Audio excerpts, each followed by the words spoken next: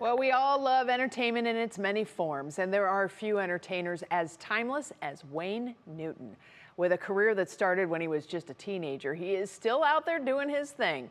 You may be surprised to learn that Mr. Las Vegas has quite a few connections to Cleveland. So our Polk Jr. had the chance to catch up with the legend himself before his performance at MGM Northfield Park tomorrow. Legend, icon, Mr. Entertainment, the Midnight Idol, and Mr. Las Vegas. No other name is synonymous with Las Vegas more than yours, Mr. Wayne Newton. Thank you for being here. I am very honored to be here, and thank you very much for the kind words. Now, if I'm not mistaken, I just want to run over a couple of things here. You've recorded and released an astounding 165 albums so far. You've performed live in front of more than 40 million people. You've been performing since you were 6 years old, and you're still touring. You're bringing your up-close and personal tour to the MGM Northfield Park on Saturday, October 12th. Tell us about your show. I decided to do a show that talks about the people that helped me along the way.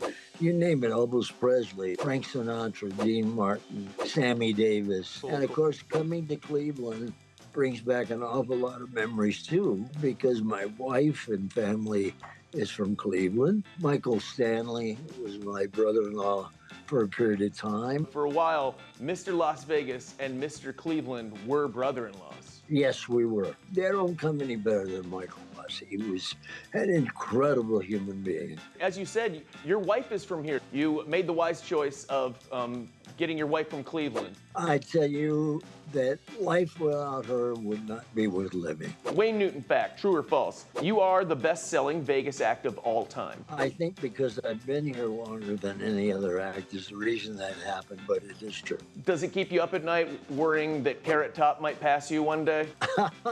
Carrot Top is a dear friend of mine. True or false? Wayne Newton can play 13 different musical instruments. That is true, and I do not read a note of music. You and Elvis Presley were once unknowingly simultaneously dating the same woman. That is true. I was doing a Bonanza episode as a guest star. I felt somebody tap me on the shoulder, and I turned around, and it was God. You know, it was Elvis. And he said, "Do you know a girl by the name of blah, blah, blah?" I said, "Well, yes, I do. In fact, we're dating." And he said, "So are we."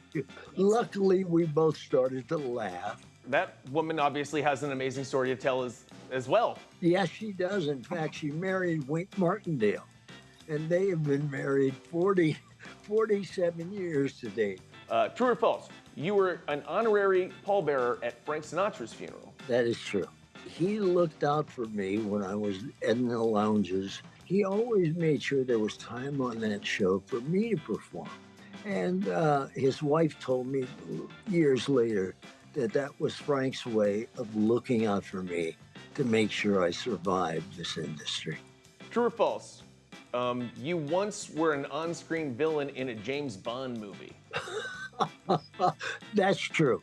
I love playing characters that are not me. Someone once said, Las Vegas without Wayne Newton is like Disneyland without Mickey Mouse. And that couldn't be more true. But we're glad you're going to be leaving it briefly to join us here in Cleveland, which is really your second home as far as I'm concerned. Thank you for your time, sir. I thank you for your kindness.